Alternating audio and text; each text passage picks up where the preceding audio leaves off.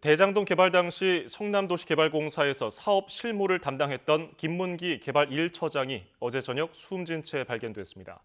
최근까지 검찰 조사를 받아왔던 김 처장은 어제 오전 공사에서 주응징계 의결 통보를 받은 것으로 전해졌는데 경찰은 정확한 사망 경위를 조사하고 있습니다. 나혜인 기자입니다. 굳게 닫힌 성남도시개발공사 사옥 앞을 경찰관들이 지키고 있습니다. 어제 저녁 8시 20분쯤 김문기 성남도시개발공사 개발 1처장이 이곳에서 숨진 채 발견됐습니다. 연락이 닿지 않는다는 가족의 실종 신고가 접수된 지 10분 만이었습니다. 김 처장은 이곳 건물 1층에 있는 자신의 사무실에 쓰러져 있었고 지나던 직원들이 발견해 경찰에 신고했습니다. 시신을 수습한 경찰은 정확한 사망 경위를 조사하고 있습니다. 필요하면 부검도 할 예정인데 지금까지 범죄 혐의점은 발견되지 않았다고 설명했습니다. 김 처장은 대장동 개발 당시 유동규 전 기획본부장과 배임 공범 혐의로 기소된 정민용 변호사와 함께 민간사업자 심사에 직접 참여했습니다.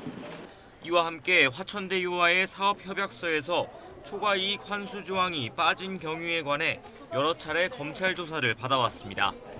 유족은 최근 공사가 대장동 개발 특혜의 책임을 김 처장에게 모두 전가하려 했다고 주장했습니다.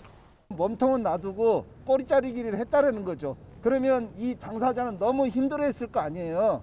그러면은 누구한테 어떤 얘기를 할 수도 없는 그런 입장에 섰을 때 본인이 이 자신이 얼마나 힘들었었겠어요. 김 처장은 어제 오전 공사에서 중징계 처분이 의결됐고 형사 고발도 할 수 있다는 통보를 받은 것으로 파악됐습니다.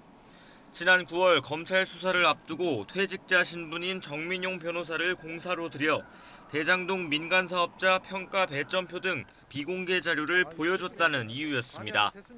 공사 측은 김 처장에게 징계 의결서를 보냈고 고발 검토 사실도 알린 건 맞지만 사망과 연관성은 확인되지 않았다고 설명했습니다.